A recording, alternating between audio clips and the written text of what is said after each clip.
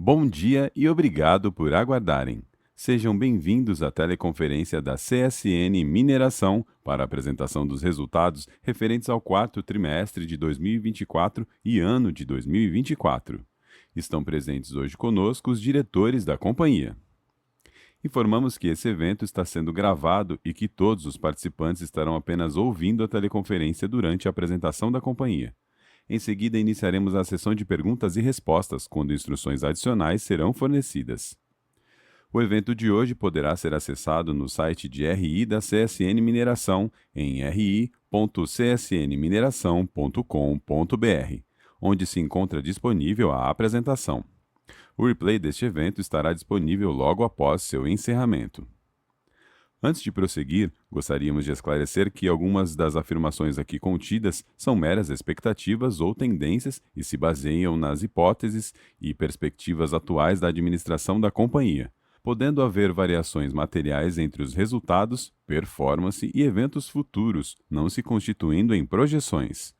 Os resultados reais, desempenho e eventos podem diferir significativamente daqueles expressos ou implicados por essas afirmações, como resultado de diversos fatores, tais como condições gerais e econômicas no Brasil e outros países, níveis de taxa de juros e de câmbio, renegociações futuras ou pré-pagamento de obrigações ou créditos denominados em moeda estrangeira, medidas protecionistas nos Estados Unidos, Brasil e outros países, mudanças em leis e regulamentos e fatores competitivos gerais, em base global, regional ou nacional.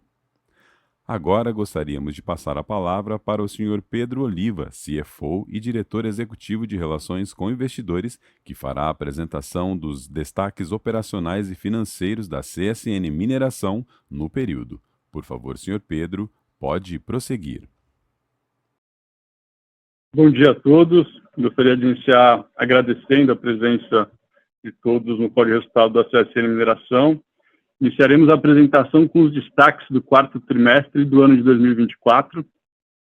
O ano passado foi um ano com o maior volume de produção própria desde 2019, é o segundo maior volume da história da companhia de produção própria, onde ela entregou um crescimento anual de 3,7 milhões de toneladas, bastante superior aos 2,5 milhões de toneladas esperado ao longo do CSN Day de 2023, que era a previsão para 2024.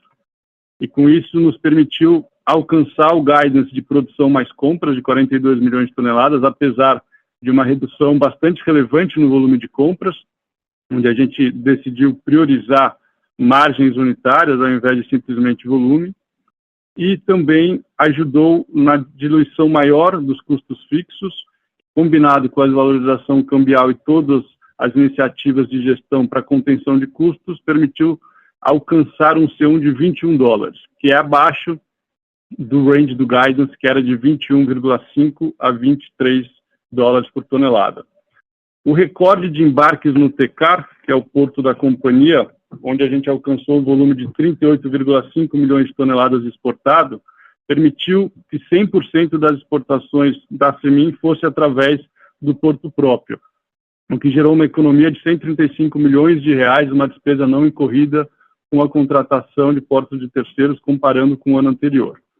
Essa forte performance permitiu o volume de 42,5 milhões de toneladas vendidas no ano passado. Em relação ao quarto trimestre, a companhia alcançou 2 bilhões de reais de EBITDA, alcançando uma margem superior a 50%, com 51,6% de margem EBITDA no período. Eu concluo os destaques falando do crescimento de 352% do lucro líquido trimestral da companhia, que alcançou 2 bilhões de reais no quarto trimestre de 24. No próximo slide, temos os dados de produção mais compras de minério. O volume do quarto trimestre foi de 11 milhões de toneladas, representa uma pequena queda registrada no período comparado com o trimestre anterior, explicado pela sazonalidade com o início do período de chuvas. Em 2024, a companhia adotou a estratégia de priorizar a margem em detrimento do volume com compras.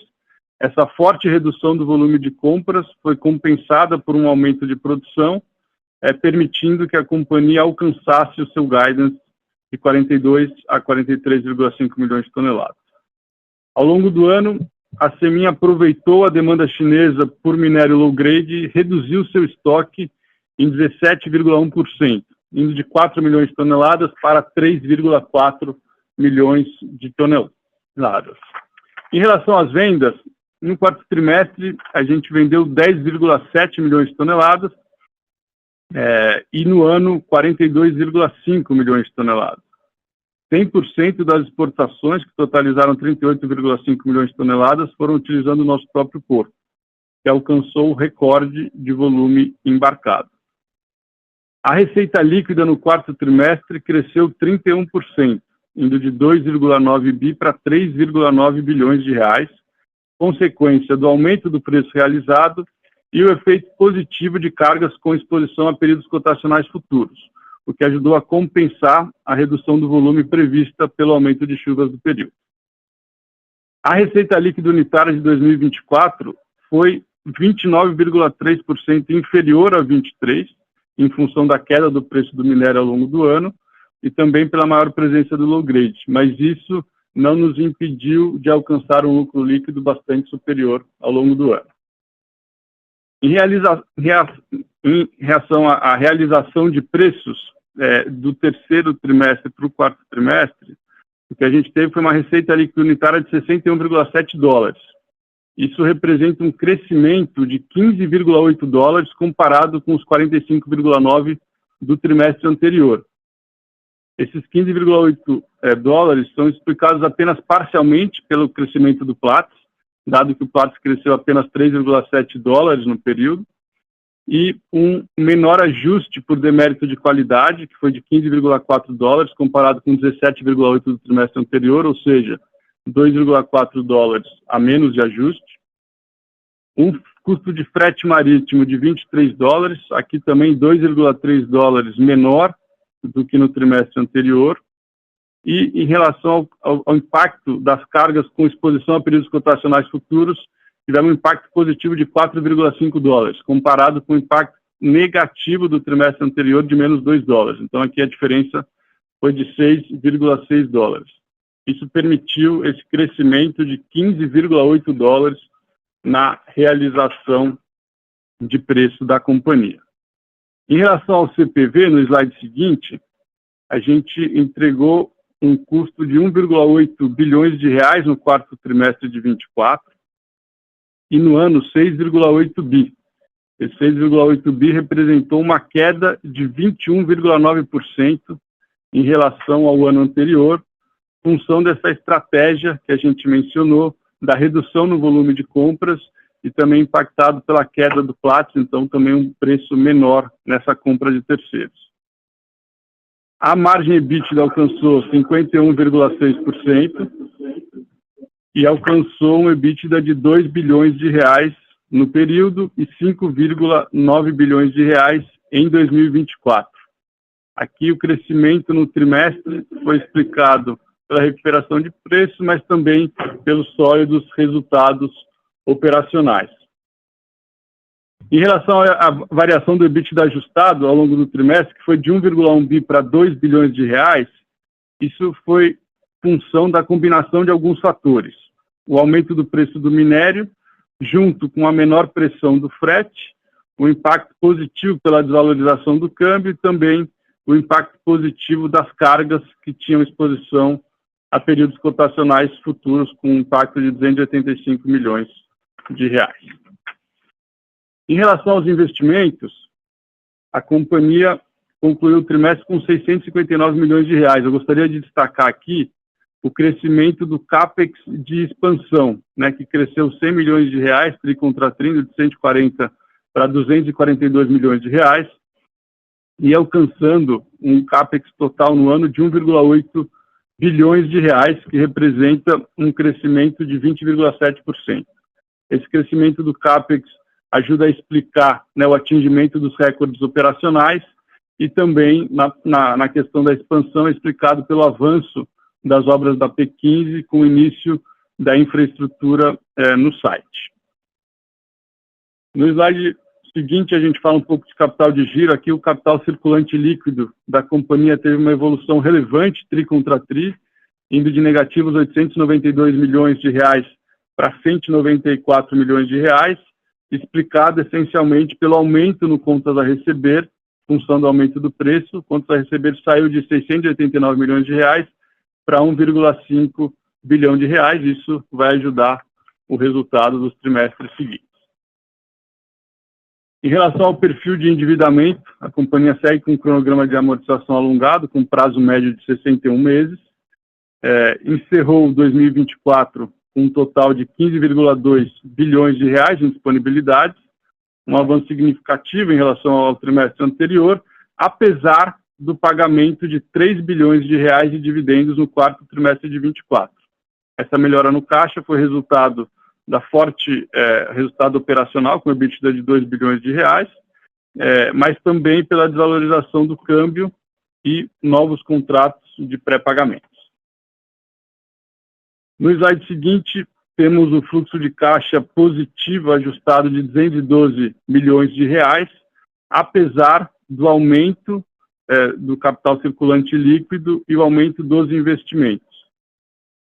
Isso foi suportado pelo forte EBITDA de 2 bilhões de reais no trimestre de 2024. Em relação ao lucro líquido, a gente teve um crescimento de 446 milhões de reais no trimestre anterior para 2 bilhões de reais. Esse crescimento representa 352%, e no ano cresceu 27%, de 3,5 para 4,5 bilhões de reais.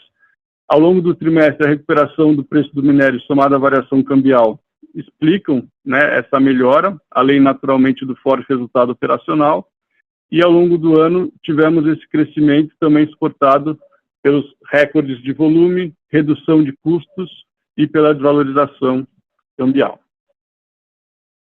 Para concluir, destacamos os principais fatores de ESG. Na agenda de governança, a companhia alcançou a 8ª colocação entre 158 empresas avaliadas pela Sustainalytics em risco de ESG globalmente, todas as empresas do setor, e pelo primeiro ano foi listada na carteira do FTSE4Good. Na frente de diversidade, tivemos um crescimento de 100% da representatividade feminina com relação a 2020, atingindo já em 2024 a meta estipulada para 2025. Na gestão ambiental, é importante destacar a redução de 10% nas emissões de CO2 por tonelada de minério produzido, comparado com o ano base, que é 2020, e uma redução de 23% na intensidade de captação de água por tonelada de minério produzido. Com isso, a gente conclui a apresentação. Eu gostaria de mencionar que estamos com a presença do senhor Benjamin Steinbrück, presidente do Conselho de Administração da companhia, e também do Carlos Melo, diretor superintendente da CEMIG. Gostaria de iniciar o Q&A agora.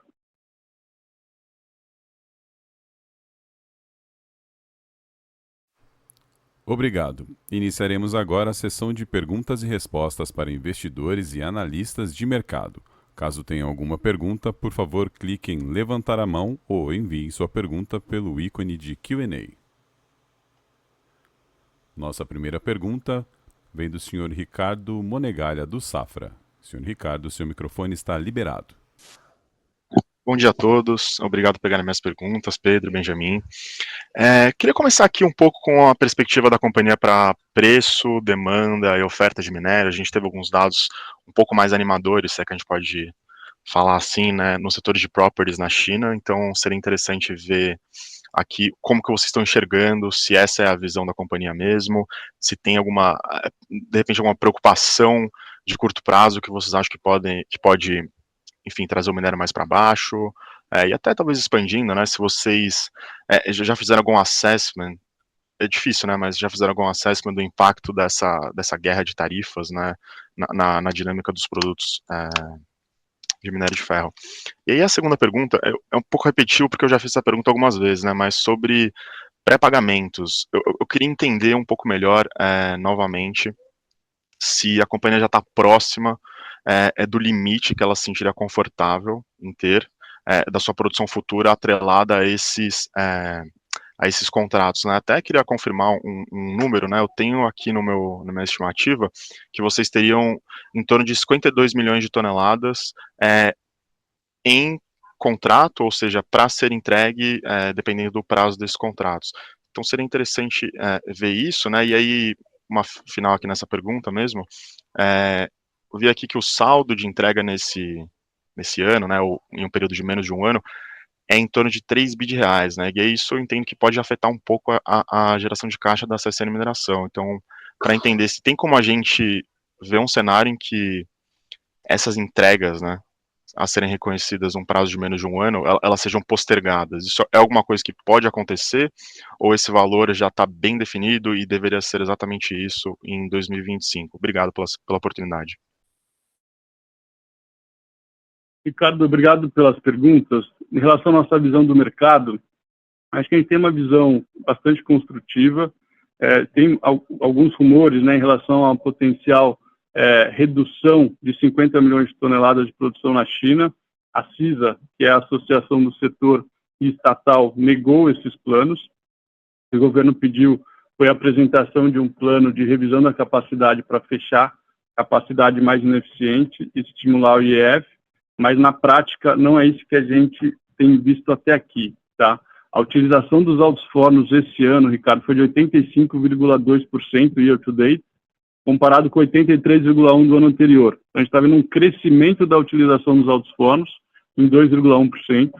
Na data de hoje, essa utilização está em 86,5%, que a gente entende que é um patamar bastante saudável. Isso não é verdade para os GEFs, né? A utilização dos fornos elétricos na China caiu year to date de 36,4% para 32,8%. E apesar dessa maior utilização dos fornos, dos BOFs, o que a gente enxerga é uma redução dos estoques de aço na China, né? Os estoques de aço, um ano atrás, estavam em 36,5 milhões de toneladas, agora está em 26,7. Estoques de aço caíram 9,8 milhões de toneladas, e junto com essa forte utilização dos altos fornos, a gente enxergou também uma redução dos estoques nos portos chineses, né? Um ano atrás, agora a gente está com 145,8 milhões, caiu um pouco nas últimas semanas, bastante explicado pelo impacto que teve, aí falando um pouco de oferta, do tufão Tian, né, que teve na Austrália no começo do ano, uma expectativa de perda de 6 milhões de toneladas pela CRU. Então, nesse contexto, né, em que o governo chinês apresenta de novo a meta de crescimento de 5% e a perspectiva de um aumento do déficit para 4%, demonstra que, né, a disposição do Estado estimular a economia, eles estão falando de novos estímulos para consumo.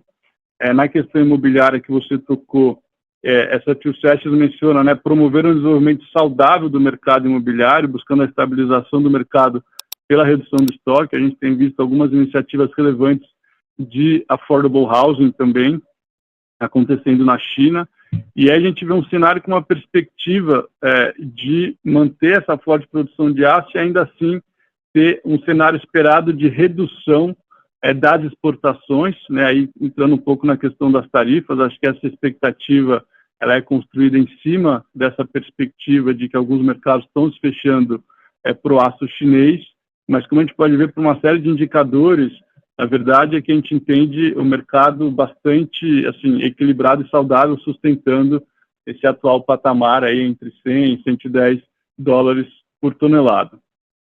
Indo para a sua segunda pergunta, em relação aos pré-pagamentos, a gente tem aberto, se não me engano, é um pouquinho abaixo do 52, acho que é 49,2 milhões de toneladas, tá?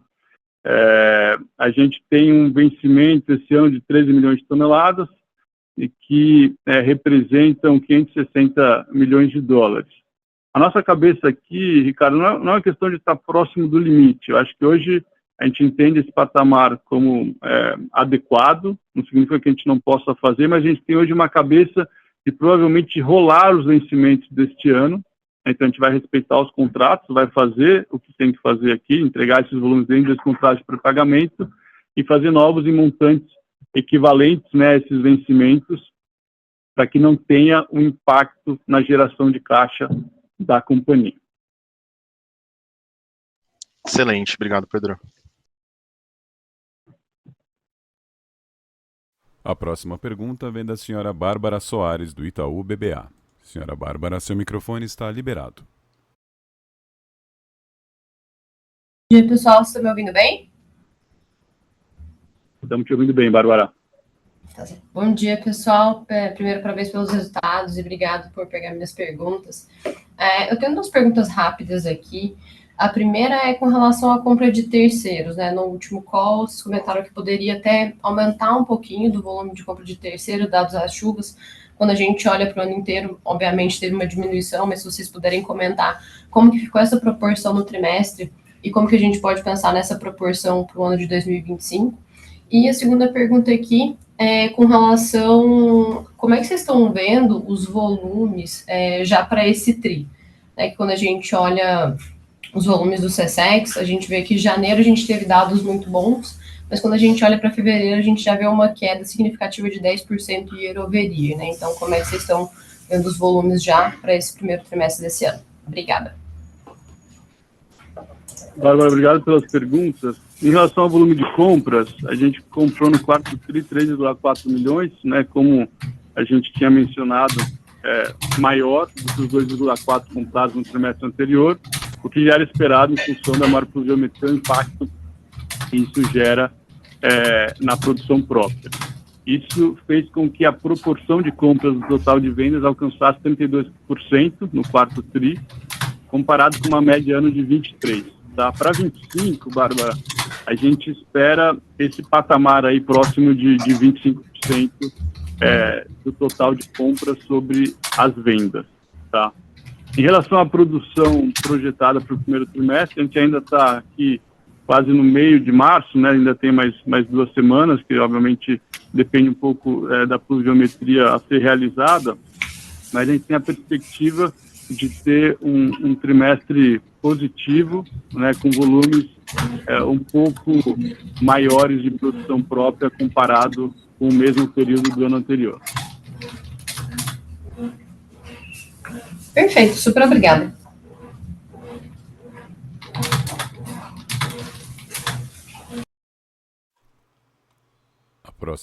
Nossa próxima pergunta vem do senhor Guilherme Nippes, da XP. Senhor Guilherme, seu microfone está liberado. Bom dia, Pedro, Benjamin, Carlos, obrigado pela oportunidade. Vocês conseguem me ouvir bem? Estamos te ouvindo bem, Guilherme, pode seguir, por favor. Boa. Eu tenho duas perguntas aqui também. A primeira delas eu queria ouvir um pouco com relação ao andamento das obras da P15. Eu lembro que no trimestre passado vocês comentaram que nesse trimestre iam começar as obras da parte civil, então vocês puderem dar um pouco mais de detalhes como é que estão os andamentos dessa obra.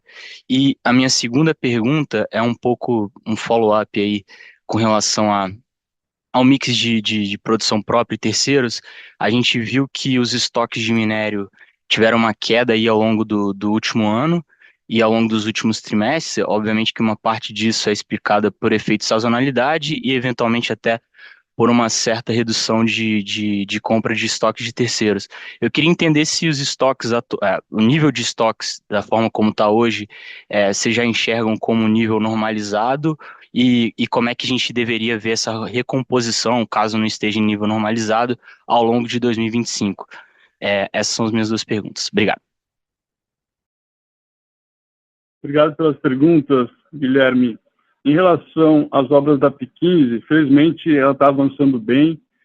Em Minas Gerais, nas últimas semanas, choveu um pouco menos do que a gente esperava, né? Isso ajuda nessa fase que a gente está de infraestrutura. Agora a gente está fazendo a drenagem, infraestrutura e a parte de concretagem dos túneis de alimentação da planta. As obras civis, como você comentou, a gente está bastante avançado nas negociações, elas vão ser contratadas ainda em 25 e iniciadas em 25, né? Mas na frente de obra, felizmente, está caminhando bem e o cronograma da P15 está mantido, tá? Em relação ao mix, aqui a gente entende que algum estoque é necessário, né, do ponto de vista operacional, e a gente tem esse patamar como saudável. A gente não espera nenhuma variação relevante ao longo do ano. Perfeito, obrigado. Nossa próxima pergunta vem do senhor Rafael Barcelos, do Bradesco BBI. Senhor Rafael, seu microfone está liberado. Bom dia a todos e obrigado por pegar minhas perguntas. Boa parte das minhas perguntas já foram respondidas, mas eu queria talvez pegar um pouco mais de detalhes sobre a dinâmica de custo, se vocês pudessem comentar um pouco mais como vocês estão vendo o custo aqui ao longo desse primeiro semestre. E depois, sobre a alocação de capital, CAPEX, vocês comentaram agora sobre a P15, mas se vocês pudessem atualizar a gente, quais são os outros projetos que vocês devem dar andamento esse ano e como vocês estão vendo a necessidade de CAPEX, não só esse ano, mas para os próximos 3 anos. Obrigado. Rafael, obrigado pelas perguntas. Acho que em relação a custo, acho que naturalmente, né, no primeiro trimestre a gente tem volumes menores em função das chuvas, né, mas pelos motivos que eu estava comentando, a gente espera, né, um volume marginalmente melhor do que no mesmo trimestre do ano anterior. Isso ajuda, né, a diluir custo fixo. A gente tem algumas iniciativas importantes também de redução de custo, né, de postos móveis avançados na mina. A gente tem agora um polímero que a gente está aplicando, né, alguns caminhões para reduzir carga morta. Tem algumas iniciativas que devem suportar a gente a seguir buscando uma redução de custo. A gente espera provavelmente um C1 talvez um pouco menor do que no mesmo período do ano anterior. Em relação ao CAPEX, a P15 naturalmente é o principal projeto. Você questionou dos outros projetos, né? Acho que a expansão do porto é importante, né, para dar vazão a esse aumento de volume previsto em Casa de Pedra. A gente teve um passo importante agora, que é o avanço da contratação da parte offshore, né, dessa expansão para 60 milhões de toneladas. As outras plantas, a planta de Pires, a gente tinha mencionado no último trimestre uma parceria realizada, então a gente jogou esse CAPEX para um terceiro desenvolver a planta e vamos compartilhar dos resultados que vão ser gerados com o ROM que a gente vai fornecer. O outro projeto que é importante, que é um projeto que chama B4, né, para reprocessar os rejeitos da B4, a gente está avançando bem, né, na parte técnica da engenharia. Agora está sendo feita uma revisão dessa engenharia para uma empresa de primeira linha internacional e a gente tem trabalhado nas alternativas de funding para ele também. Então é um projeto que a gente deverá ter notícias ao longo do ano e a gente vai naturalmente compartilhar com o mercado. Em relação à projeção de CAPEX para os próximos anos, Rafael, ela naturalmente cresce, né? A gente tem aquela projeção de 3,2 bilhões, né, na execução dos próximos 5 anos. Isso gera um CAPEX médio de 2,6 de ano, né, de expansão. Isso faz com que a gente naturalmente, né, vá realizar um volume maior de investimentos nos próximos anos. A gente fez 1,8 bi total de CAPEX ano passado. Esse ano a gente deve estar mais próximo de 2,5, e isso tende a crescer ainda um pouco até 27. Perfeito, obrigado. A próxima pergunta vem do senhor Marcelo Arazi, do BTG Pactual. Senhor Marcelo, seu microfone está liberado. Oi, pessoal, tudo bem? Eu queria voltar um pouquinho na discussão de mercado. Como vocês bem falaram, né, a gente viu esse aumento no preço do minério no começo do ano. Hoje, ele já está bem mais perto dos $100. E eu queria que vocês pudessem dar uma visão aqui do que vocês esperam para o resto do ano. E também, principalmente, falando da entrada de Simandou, que muita gente entende que já deveria haver algum volume desse projeto para esse ano. E queria entender um pouco do que vocês têm de visão sobre isso. Obrigado. Marcelo, obrigado pela pergunta. Acho que tentando dar um pouco mais de detalhe, informação sobre a nossa visão de mercado, as margens das siderúrgicas chinesas, elas seguem negativas, tá? A gente tem um dado de margem média de hoje está em negativos $20 por tonelada. Mas tem uma evolução interessante de um outro indicador, que é o percentual das siderúrgicas chinesas que estão com lucro. Esse percentual em agosto de 24 era de 1,3%. Esse percentual hoje é de 53%. Então, assim, ainda quase metade do setor está perdendo dinheiro, mas a gente tem que reconhecer que é um avanço importante. Acho que isso gera uma dinâmica mais positiva para o mercado. Em relação a Simandou, a gente vê ainda como um volume, vamos dizer assim, simbólico esse ano. A gente não vê nenhum volume expressivo entrando em 25, e o ramp-up do projeto, combinado com outros fatores, assim como uma redução, né, ao longo dos próximos anos da demanda de minério para a China, que vai ser parcialmente compensada por Índia, né, também Oriente Médio e outros países do Sudeste Asiático, a gente vê o mercado, ao longo dos próximos anos, convergindo para um preço de longo prazo. Agora, a grande questão é que, na nossa visão, esse preço de longo prazo não deve ser muito diferente de onde a gente está hoje, né? Hoje a gente está rodando próximo de $100, né? Ano que vem, a curva futura está apontando para $92, que na nossa visão é muito próximo já do que seria o preço de longo prazo. Então, acho que a entrada de Simandou deve fazer o preço convergir para esse preço de equilíbrio, e deveria se sustentar nesse patamar. Acho que tem um ponto que eu não toquei e que eu acho que é relevante, dado que a gente está falando de mercado aqui, que é a questão do frete, né? O frete year to date ele caiu $7,3 por tonelada. Então, naturalmente a gente fala muito de preço de minério, mas frete, na verdade, impacta diretamente, né, no nosso preço FOB.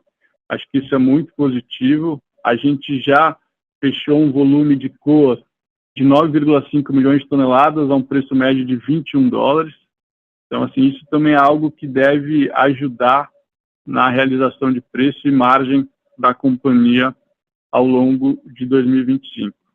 Na frente de preço, também a gente voltou a fazer um pouco de hedge.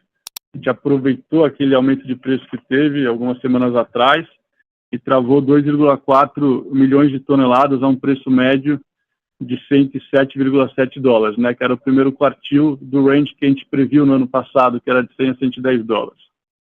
Esse P&L hoje dessa posição em aberto é de mais de 70 milhões de reais, né, com os dados de hoje já.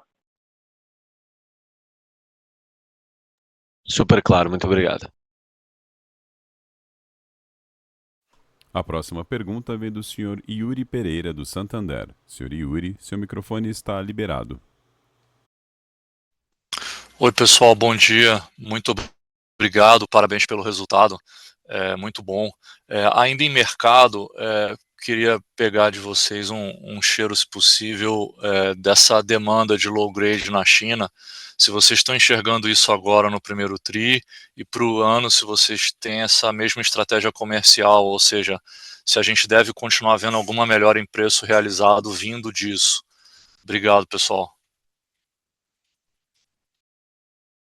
Yuri, obrigado pela pergunta. A demanda por low grade na China segue forte e a oferta no começo do ano não estava tão forte, né? Isso permitiu com que a companhia negociasse deméritos, patamares de demérito, né, para o volume de low grade que a gente pretende trazer para o mercado, melhores do que a gente negociou ano passado, o que também deve nos suportar na realização de preço ao longo do ano. Em relação à participação desse volume, que a gente chama de oportunidade, né, que é essa janela que hoje está aberta no mercado chinês, apesar dela estar bastante atrativa, a gente tem adotado algumas medidas, né, de melhora de qualidade. Esse percentual de low grade tende a cair marginalmente comparado com o ano anterior, que vai ajudar na realização de preço da semente. Obrigado.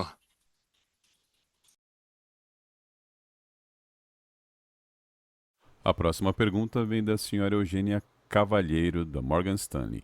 Senhora Eugênia, seu microfone está liberado.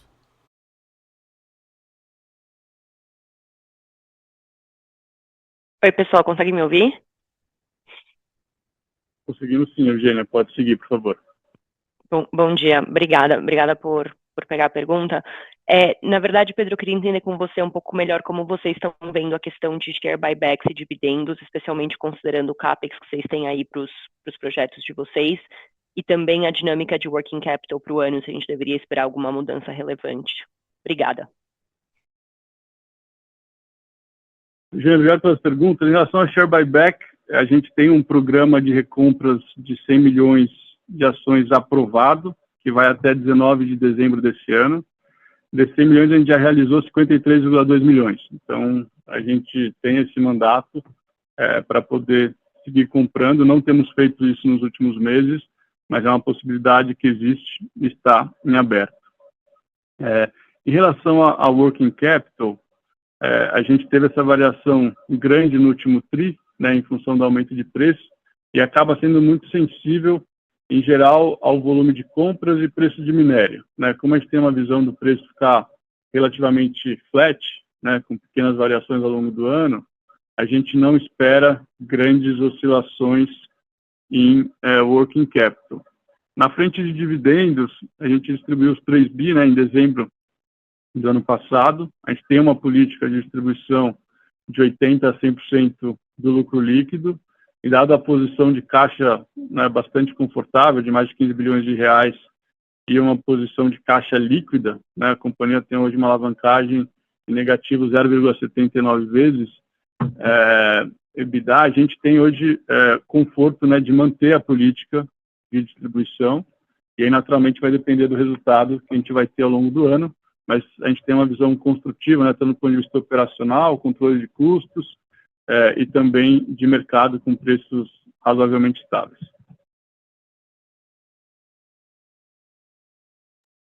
Perfeito, obrigada. A próxima pergunta vem da senhora Bárbara Soares, do Itaú BBA. Senhora Bárbara, seu microfone está liberado. Pessoal, é só um follow-up aqui para ver se eu não perdi nada, mas só falando dos pré-pagamentos, que vocês têm aberto 49,2 milhões de toneladas para esse ano. O que a gente tem são 13 milhões, o equivalente a 560, e não sei se vocês comentaram, mas talvez eu tenha perdido, qual foi o tamanho desses novos contratos que vocês fizeram agora no último trimestre? Oi, Bárbara, você pegou corretamente os dados, e realmente a gente não tinha aberto ainda o valor dos pré-pagamentos do quarto TRI, eles foram de 355 milhões de dólares. De novos pré-pagamentos, teve uma amortização aí talvez um pouco acima de 50 milhões de dólares, a gente tem um impacto aí em torno de 300 milhões net positivo, caixa, né, as transações feitas no final do ano passado. Beleza, então posso considerar esses 350 como o tamanho dos novos, não ficou claro? Isso, os novos pré-pagamentos foram 2 pré-pagamentos que juntos totalizaram 355 milhões de dólares. Tá certo. Super obrigada. Nossa próxima pergunta vem por escrito do senhor Ivo Silva, investidor, e ele diz: como a companhia tem se preparado para a guerra de tarifas proposta pelos Estados Unidos e mundo? Ivo, obrigado pela pergunta. Naturalmente, esse é um tema relevante, bastante relevante no setor de aço. Eu acho que os movimentos que estão acontecendo nos Estados Unidos não são isolados, né? Na questão de aço, você vê o mercado do Vietnã, por exemplo, que era um destino bastante relevante do aço chinês, né? Introduziu novas tarifas, o mesmo vale para a Coreia, que também com medidas de antidumping. Então, o que a gente tem é uma dinâmica dos mercados se fechando.